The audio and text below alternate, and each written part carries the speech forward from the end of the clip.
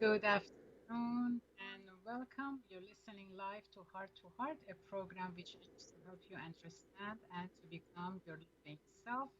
This is KMET 1490 AM ABC Radio Live.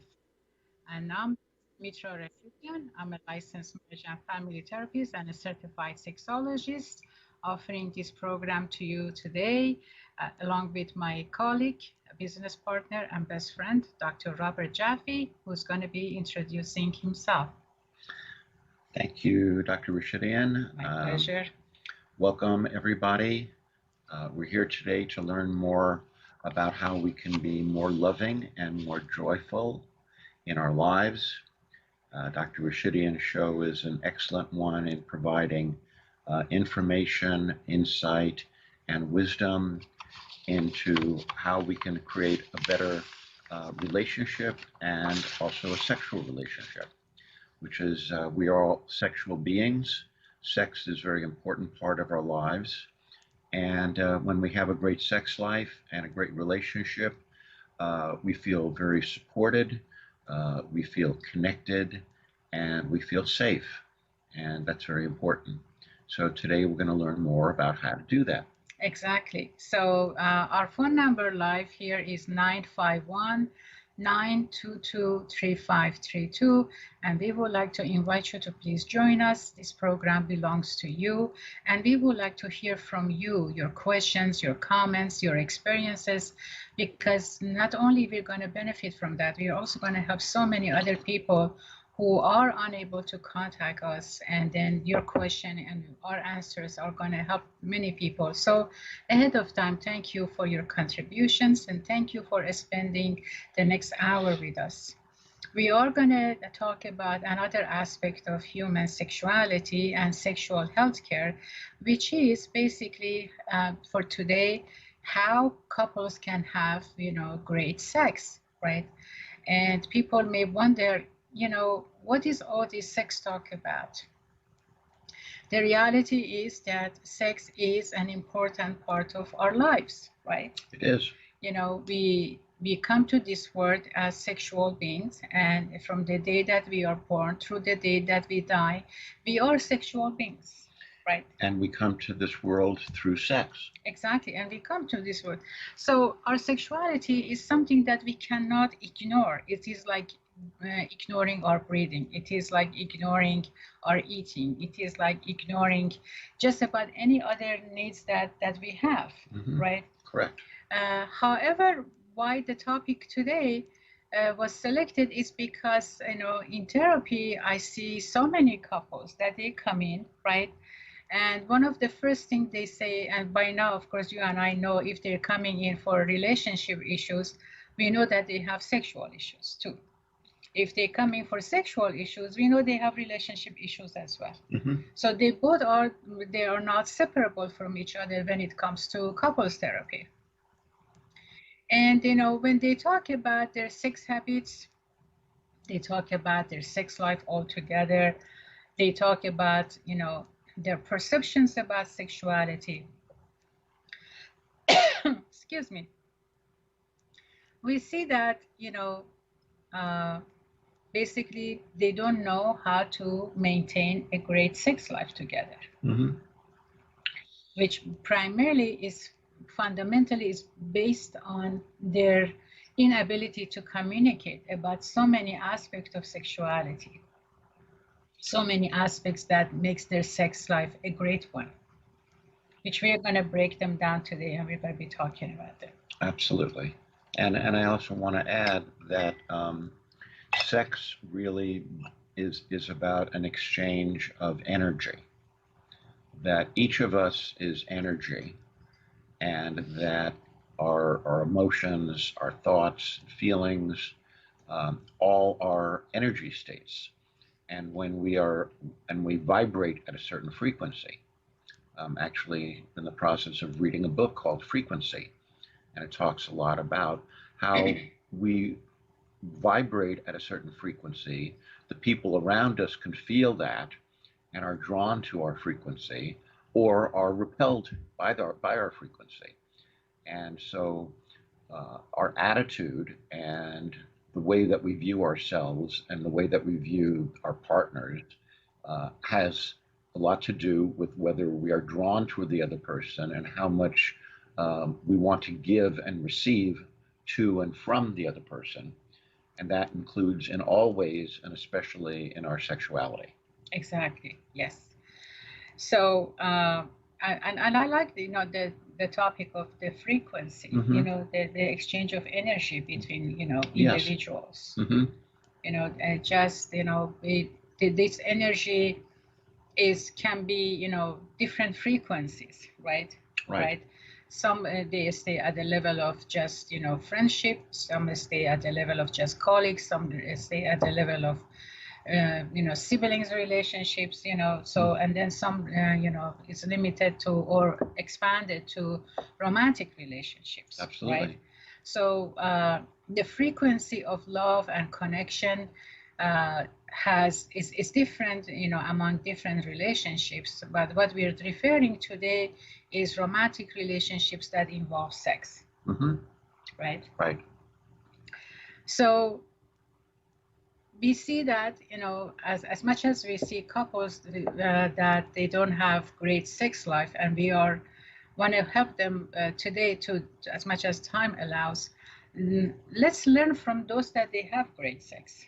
Sounds good to me. Right? Because we can use real examples to help those people that they're wondering how some couples have great sex and how come we don't have great sex. Hmm.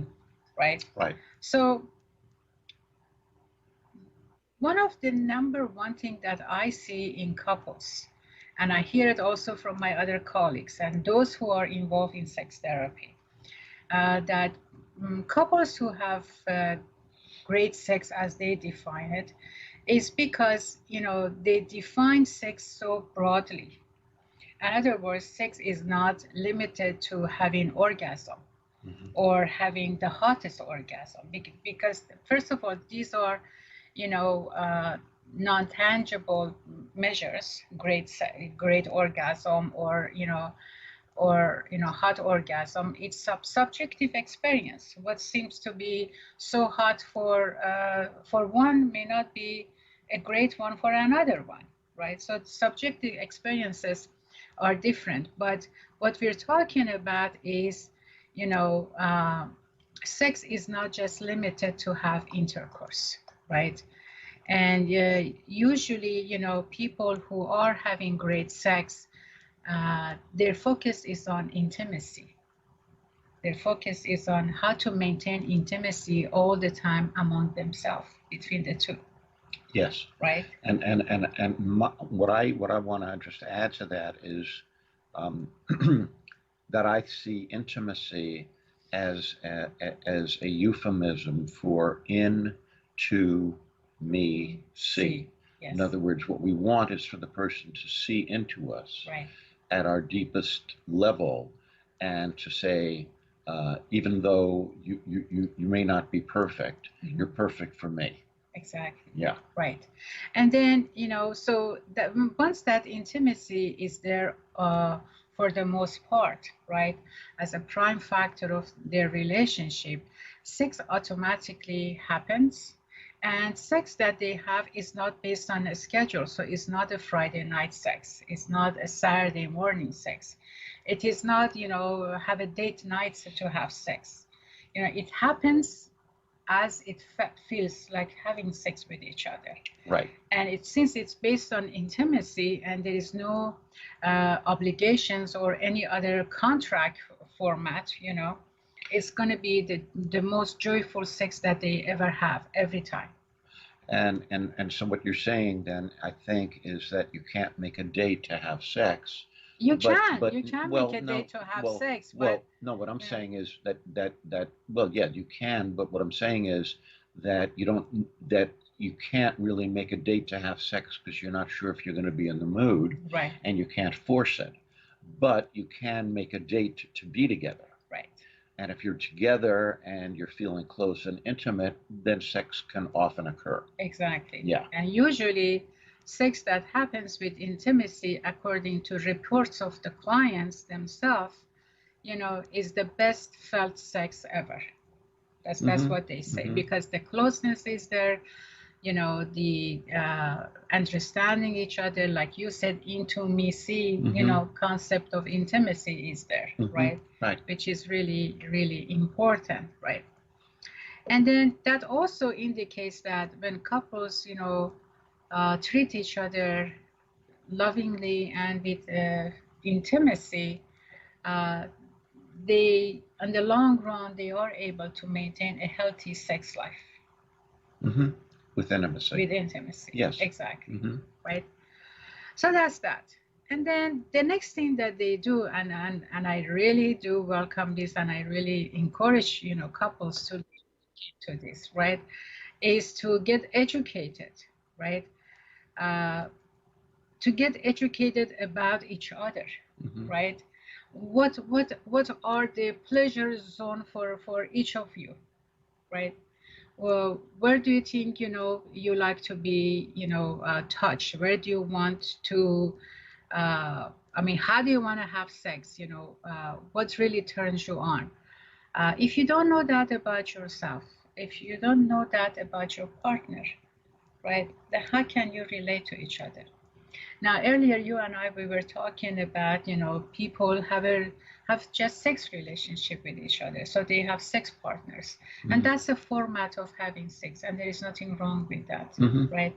But we're looking at how couples are having great sex. So when we're talking about couple, that means two people who are in an intimate relationship, right? Right.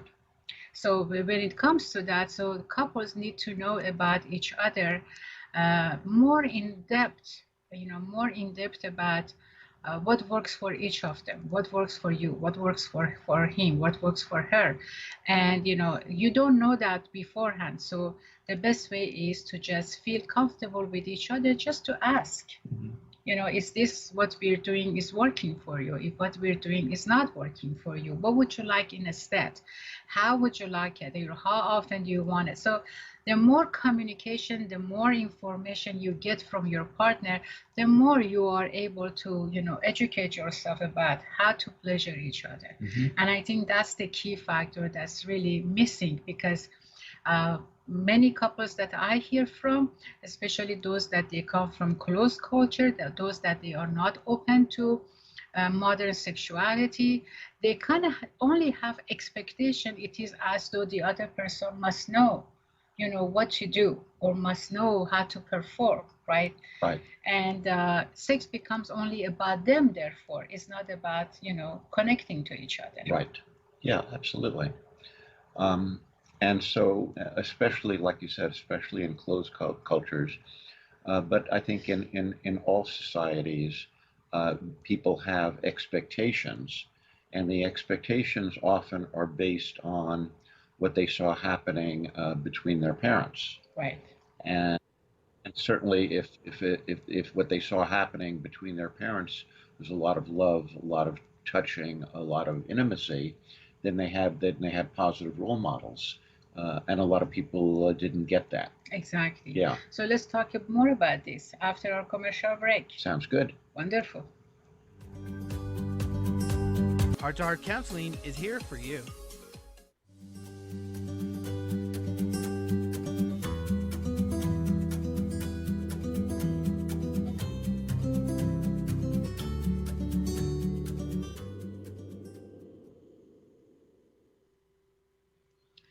Welcome back from our commercial break. This is Heart-to-Heart program at KMET 1490 AM, ABC News Radio Live. Dr. Mitra and Dr. Robert here talking about another aspect of human sexuality. For today's topic, we are looking at habits of couples who have great sex. And we would like to hear from you. Our phone number live here is 951-922-3532. You can also visit us at YouTube at heart-2-heart.online/YouTube. And also we are, I think, on our Facebook live on KMET, you know, webpage. And so please call us, because this is important for us to know what you're looking for in this program, so we can better offer you, right? Absolutely. Right. So we were talking about, you know, habits of couples who have great sex. And what do they do that makes their sex life, successful? So before the commercial break, we talk about they don't limit sex just to intercourse, and they get educated, and they also, uh, I don't think we talk about touch. No, touch is the next one. Right. Right. Mhm. So what is touch? Touching is, to begin with touch, couples need to have this inner build of trust towards each other, Mhm. right? And physical contact basically is a powerful tool that builds connection and trust. And so in order for couples to be able to touch each other, that means to get to know about what each other are looking for in sexual contact, right? And not make it so much of a goal oriented. Because when they make sex goal oriented, like orgasm, then everything becomes sort of a routine, that there is a goal to get there. And rushed. And rushed, exactly, right? And so when couples learn how to, touch, that means basically use their sensuality and learn about their partner's sensual, points of their body, physical body, and also to understand that and try to stay with what their partner is comfortable with, right? Right. So knowing sensuality, if you don't know any of that, there are so many books available that they talk about nothing but touch and sensuality, right? And through that, not only you can learn about your own body, also you can learn about your partner's body. And even sometimes I have seen that partners don't know about their own sensual parts. So this is a great exercise, the great way for individual to learn about that. So getting a practice book about sense and sensuality is a really great way to start with that. Absolutely.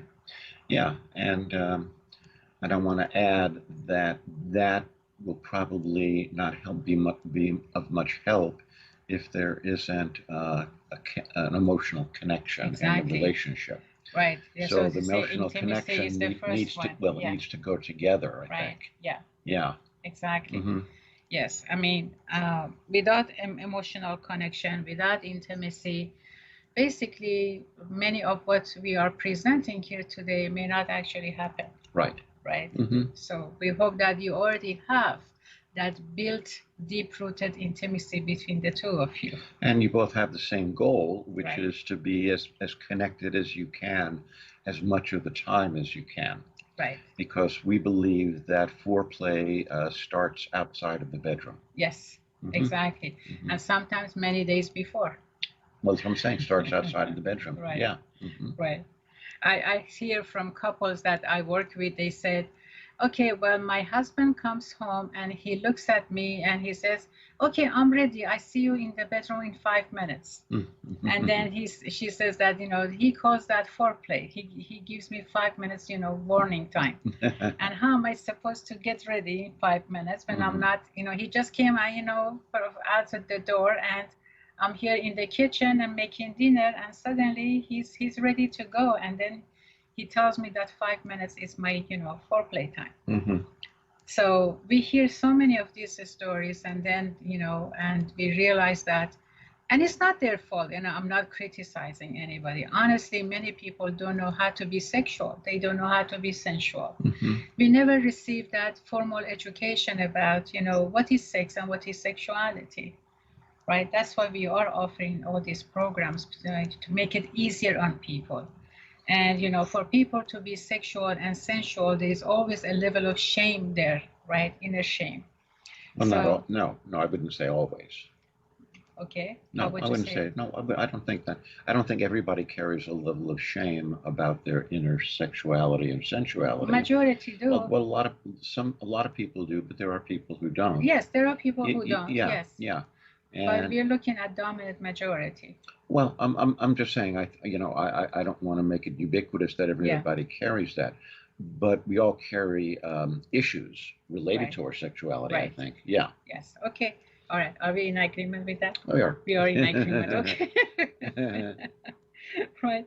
So what happens, when that trust is not, many studies show that couples who aren't honest about what they do or don't, so, in terms of enjoying themselves in the bedroom, are more likely, feel that they are not satisfied about their sexual relationship, Mm-hmm. right? So, and then, so what makes them, not to tell each other what they want? They are sometimes, it's not just expressing, what they want. It's because they are so self-conscious about themselves, that they are so unhappy about themselves, that they don't know how to say what doesn't work for them, Mm-hmm. right? If you don't say what doesn't work for us in a sexual relationship, uh, no, both partners are not going to have a joyful sex life, Mm-hmm. right? Mm-hmm. Some people, I hear from my couples that they don't like to fully get undressed, right? Because they don't feel good about their naked body, right? Mm-hmm. But they're shy to say that, so they just crumble underneath the blanket, Mm-hmm. right? But in fact, if they say something about that, maybe their partner can be sensitive to that and help them out, right? Maybe what they believe about themselves is not actually the truth, about their body, or Well, maybe if they have the issue, whatever it is, it's always best to communicate about it rather than hide it. well, yeah, and I think the communicating about it assumes that it's safe to communicate about Right. it, right? That's what I said. Trust is a Right, big right, issue. right. And if you don't have the trust, you may have a good reason why you don't have the trust. And so then if you do communicate and the person doesn't give you a supportive answer, then you feel even more crushed. Exactly. Yeah. Yeah. So, why people don't trust with each other, that by itself, it's a huge topic that we Mm-hmm. can, talk about that for hours, right? But one of the areas that definitely lack of trust, is impactful is in our sexuality, Correct. right? Yeah. So whether that's a trust towards oneself or is it trust towards a partner, Mm-hmm. in general, lack of trust doesn't allow healthy communication, right? Healthy communication here means to say the do's and don'ts that works for one person or doesn't work for one person, right? Right. And it's about being emotionally naked as well as physically Physically naked. Right, and Yes. feeling safe to do that. Right. So can you tell us about emotionally naked, please? Sure. Emotionally naked means that you trust that your partner is going to accept your emotions and accept your feelings without, number one, personalizing them and taking what you say personally so that they then can try to argue you out of it or get angry and try to shame you out of it. So taking it personally is one thing that can destroy the trust if your partner does that. And another aspect of being emotionally naked is that your partner won't ridicule you or criticize you for your feelings. And for the shape. Well, you were Yeah. talking about emotional Emotional, nakedness. yes. Yeah, yeah. And of course that transfers into our physicality as well. But it means that your partner accepts you, understands you, and is supportive of you. And when you're emotionally naked with the person, then you feel safe to give yourself more totally into the sexual experience. Exactly. Exactly. I had a couple a long time ago. They came in because she was, she had a good figure. She wasn't overweight or she wasn't also very slender. She was, in between and she had a good shape. But her husband, basically made fun of her when she was sitting down. Her stomach had some, rolls. Yeah. Right? Yeah. So, but when she was standing up, she had a very flat stomach. Mm-hmm. So, and then she would say she didn't know what to do with that, but this is her natural look, right? Mm-hmm. But, so she really emotionally suffered because of, how her husband made fun of that for her. Yeah, and had she told him that? Yes. Yeah. Yeah. And he did it anyway. He did it anyway. Yeah. Yeah. So And that, then yeah, he kept saying, he doesn't mean anything negative, but to him it looks funny, So, and right. then would she feel comfortable to be sexual towards him? Of course not. Mm-hmm. Right. Yeah. Right. Well, yeah, she's going to be reserved, held back in some way, Yeah, and covered during and sex. well covered, and but also Yeah, if she has told him that that bothers her, and then he does it anyway, then that says something about what's going on in the relationship, perhaps unexpressed resentment or anger exactly. Right. on his part that's getting expressed by being critical of her and wanting to make her feel badly. Right. And that, of course, has to be addressed in order to be overcome. Exactly. Exactly. Thank you for saying that. I think that was a very important piece. Oh, my Right. pleasure. Sure. Thank you. So, couples who also have great sex are the ones that, go to sex therapy. Not because they usually have an issue with their sexuality, but also they're looking for ways to enhance their sexual relationship. Mm-hmm. Isn't that interesting? Yes. And I have had those couples coming in that they said, we are on the camera and you just had a bunch of blueberries. I did. Okay. So so they come in, and because they're looking for guidance, Mm-hmm. they're looking for better understanding themselves. Mm-hmm. They're here for education. They're here to learn how to touch. They're learning, different exercises about, how to enhance the quality of their sex life, their libido, and all of that. And then they bring in what seem to be difficulties for them, and they are open to talk about it, and they're open to receive guidance, and they do put it in practice, and they come back and they report it that yes, this is working, and I want more of this exercise, or this isn't working, I want something else.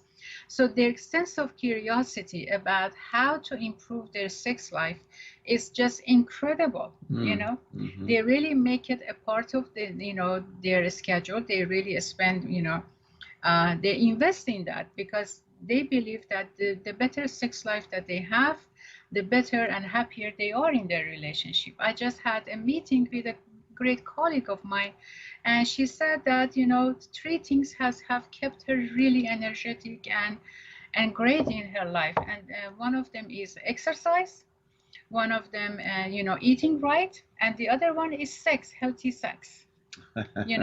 And to me, she's absolutely right, because you put all of these three aspects of life together, and as you can see, it is about self-care, how I understand myself, Mm-hmm. and how I respond to myself, and how I take care of myself, right? And yeah, and all of those are very important. Right. And I'm also struck by the fact that she didn't say how connected she feels with her partner. But yeah, Because right, because that's a missing piece Right. in that scenario. right. Yeah. Maybe she said it and I didn't hear it. I don't know. But Yeah. these three parts I definitely remember. Mm-hmm. Yeah, but that's a very good point. Yeah.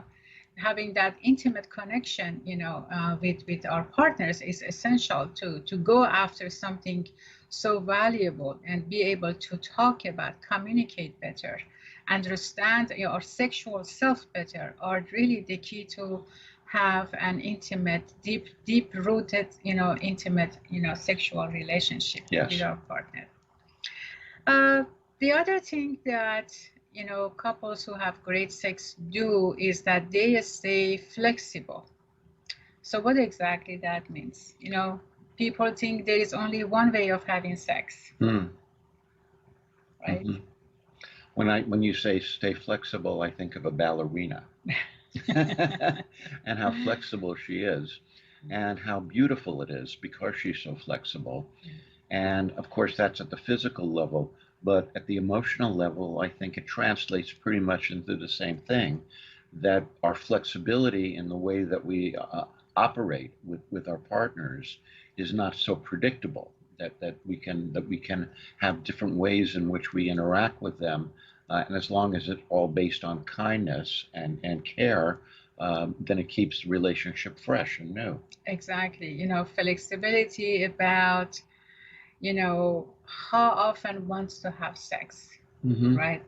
Flexibility about, whether one partner is in a mood and the other one is not, Mm-hmm. right? There is no rushing, there is no pushing, there is no expectation. What needs to be priority in their relationships? Is it just sex is a priority at all costs?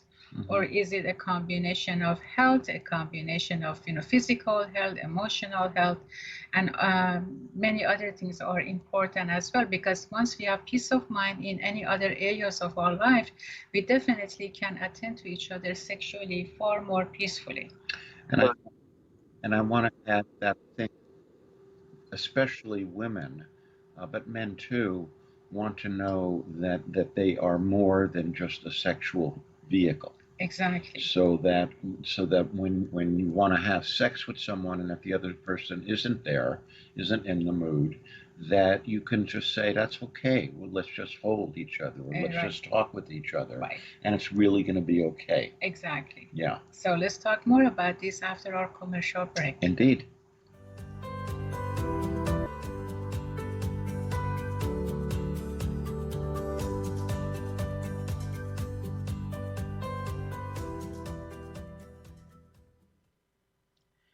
Welcome back from our commercial break. Dr. Mitra and Dr. Robert here at Heart-to-Heart program at KMET 1490 AM, ABC News Radio.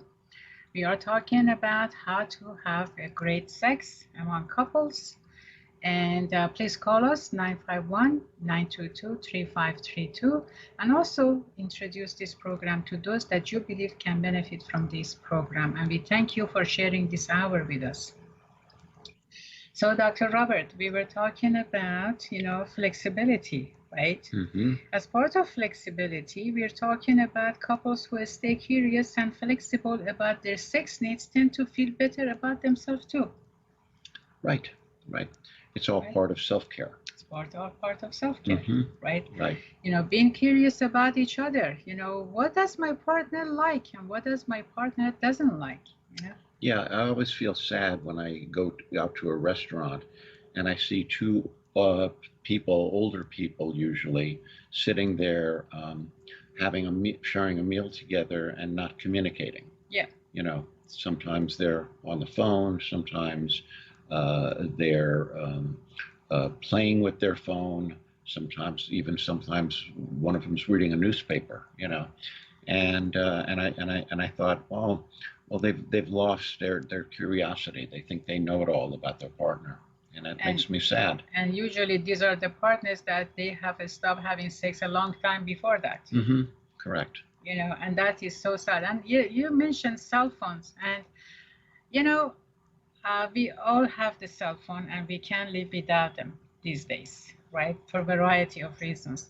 But I think when I think about it now, this may not be something really nice to say, but I'm going to say it anyway.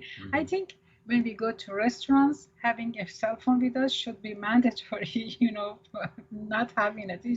They should take it away from us because we are there. And you're exactly right, And I do see couples that they are sitting there and each one of them is in their cell phone. Mm-hmm. And, and they're eating, but they're not talking, but they're definitely busy with their cell phone. Whether they use the corner of their eye, I have done this myself too. I'm going to say I'm one of them probably that I need to, if, now that I'm talking about it, I'm going to stop doing that myself. Good. Good. Because that cell phone really can be a major interruption. Mm-hmm. Mm-hmm. When couples go out to eat, that's their time together. Well, it can be a major interruption, but it can also be a minor interruption. I don't know. I think it's a distractor. Well, for sure. I'm saying it can be both. It can be either a major interruption or a minor interruption. Either way, it's an interruption. It's an interruption. It's distracting the person who's using the cell phone. Mm-hmm. Right. I remember I used to carry that with me significantly. Even my daughter was younger, believing that if she calls me at any time, I just have to be there right by my cell phone to answer her. thankfully I don't have this habit anymore, you know, or at least for the most part, I don't have this habit anymore, you know. But definitely, you know, if you're going to a restaurant to have a romantic dinner or to just any dinner or have a cup of coffee, please, you know, don't take your cell phone with you. Just put it in your purse. You know, you can stay away from it for a half an hour or so, you know. Well, you know, it's also, I think, at a subconscious level, I think it's a little bit of an insult to the other person. Exactly. Because you're saying that, you know, whatever's going on the cell phone is more important. More important. Because I pay attention to what's important to me. Yeah. And if I'm not paying attention to you and I'm paying attention to something or someone else, it's a little bit insulting. It is.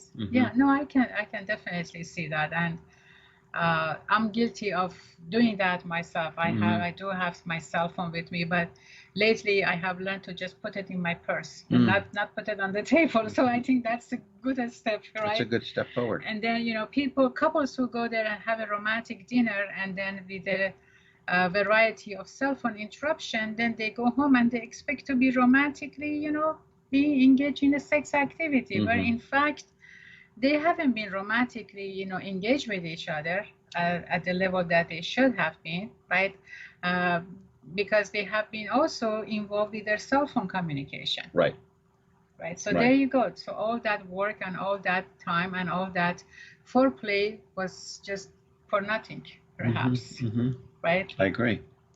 So anyway, we got a little bit of the curiosity, but, you know, sense of curiosity about what works for one may not work for another one. So the more couples are able to discuss that, the more couples are able to be open to that, open to each other, open to know about each other, and then make adjustment to what they like and to what they don't like in order to accommodate each other. Right. I think that's really, you know, significant, right? And the other thing that successful couples do when it comes to their sex life is that they take time, they make time, right? So they make time, right? So let's see, what do we mean by that? We were just talking about, you know, older couples having dinner together, right? So as we age, our body takes longer to respond to sexual stimulation. Right? So, you know, low testosterone level in older men can make it harder to get and, you know, and keep an erection. You know, a drop in estrogen during menopause can also lead to a variety of physical changes in women, such as, you know, vaginal dryness and a slower sense of arousal in women. So therefore, you know, it may take among, you know, old age population, it may take longer than the ones who are at mid-age, you know, couple. Right. So definitely, so therefore, for sure, when we go out to a romantic dinner, you know, we need to get rid of the cell phone, because any stimulation is helpful, right? Including oysters. Including oysters. Yes. Right. But, you know, and they understand, and then when we say it, you know, it kind of, you know, it takes time. A couple may be within the same age range, but still it may take longer for one to want to have sex versus the other one. Right? Right. So then there is no, you know, set limit about who can have, you know, what, and, you know, it's not the same. Right? It's not the same for everybody. There is no set way of having sex. There is no set way of feeling aroused. There is no set way of, you know, what works for one may not work for another one. So taking, you know, making time, you know, taking time for that stimulation to get to the point of movement, you know, I think is really essential, and that's why curiosity is important. That's why all of that is important to consider for a successful lovemaking. Staying curious about your partner, and trying to let your partner know your feelings about what's going on in your life, right? And especially about your relationship with them. Right. People often talk about everything but their own relationship. Exactly. Yeah. And they think just because they're together or they have been together for a number of years, or they know what kind of a food they like and all of that, or they know how to get each other's attention, then that's it. No, Mm-hmm. no, Mm-hmm. those are important, but those are just some fundamental basic stuff. Yeah, I was working with a couple last night, and they're both doers, and they're always doing something. Mm-hmm. And they have their own business. They have two businesses actually, and they're both always working on their business. And once in a while they'll spend an hour or two watching TV together, and that's pretty much their life. And I was talking to them about moving their relationship up on the priority list to number one. And they were like amazed, like, how could we possibly do that? And I said, well, if your relationship is not number one, then what is number one? The laundry, the dishes, making money, making money, yeah. making money, and making sure that things get done. And so then we talked about that, and I said, what do you really, really want? What do you yearn for in your heart? And is it more money, or is it love and connection? And of course, most people, when you ask them that, they will give lip service to love and connection, but their behavior doesn't exactly reflect that. Exactly. I totally agree with you. What in fact is missing here, when a couple have a satisfying and happy love life and therefore sexual life, they are more motivated to make money. They feel more secure with each other, and they can actually make achievements happening to them far more than when they are unhappy with each other. Correct. Right. But to convince somebody of that who hasn't come from an upbringing where they saw the relationship being top priority is a tough selling act. Right. Because people still are into more and better and getting things done versus being with the other person and experiencing the pleasure of connection. Exactly. Yes. Boy, we are finding some very great points here today.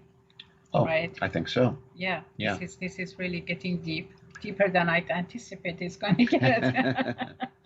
Well, it has to do with what you and I have been talking about a lot, Right. which is ego and spirit. Right. Because the ego is all about accumulation and more, and the spirit is about love and connection. And so the shift from ego into spirit is a tough one for people, and it takes a lot of determination to make that change. Right. That takes lots of skills, lots of help, lots of understanding, Mm-hmm. And lots of intimate connection. Which that's why sex therapists are here for, and then that's why couples come to sex therapy, so that they know what to do, because that's their sexual life and their love life and their relationships is their top priority. Mm-hmm. Not when it happens, when they can get to it. Mm-hmm. Right. Yeah. That's very important. And then the next thing, and we are getting close to the end of our program, I just want to touch on that, is the experiment. And some couples, I'm going to be mindful about the use of the word of many and all of that. So a group of couples, we see that they always have one routine or a few routines for their sexual activity. And yes, it can get boring.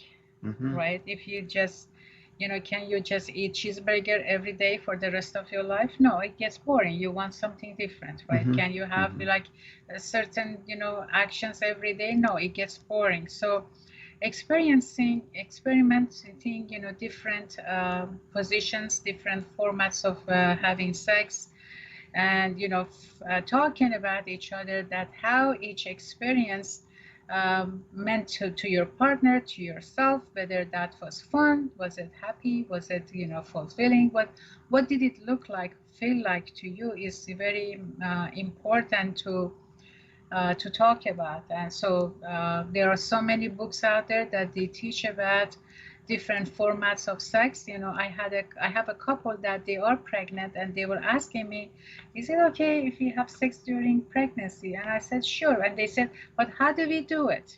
right? Mm. So that was a very important question because they were fearing that, if they have sex during pregnancy, they're going to harm the baby. Well, and then if they say, how do we do it? Then you answer them and you say, well, in this case, the woman penetrates the man, right? Well, I don't know about that, But what I told them, there was so many information online that actually I downloaded from online, and I showed them, I gave them, a packet of the different sexual positions that pregnant people do, and they were blown away. They said, "Oh my God, it's doable." I said, "Yes, it's doable." And afterwards, of course, they put it in practice, and they were very happy. So now they are pregnant and they are having sex. Uh-huh. And the information I gave them was sex from the beginning of pregnancy all the way to the end of pregnancy.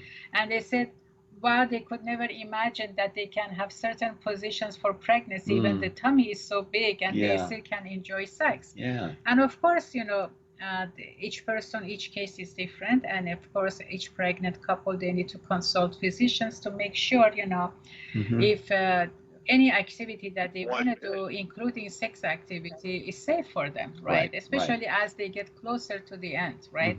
So it's not just handing the images, but also consulting with your physician. So there is a lot to talk about how couples that they have great sex manage to do that, and I'm happy that you and I were able to offer some of them, this week. And what do you think of continuing with the same topic the next time? And I think there's plenty to say, and I'm looking forward to it. I think it'll be a great topic to continue with. How to have better sex with your partner. With your partner, yeah, exactly. See, right? So we thank you for joining us for this hour, and I would like to invite you to join us at the hour 4 p.m. to join Dr. Robert Jaffe and myself for another episode of codependency, trauma, addictions, and relationships, and to see what that aspect of our life is telling us and how we can, work through our other form of difficulties. So I'm looking forward to seeing you at 4 o'clock. See you soon. Thank you.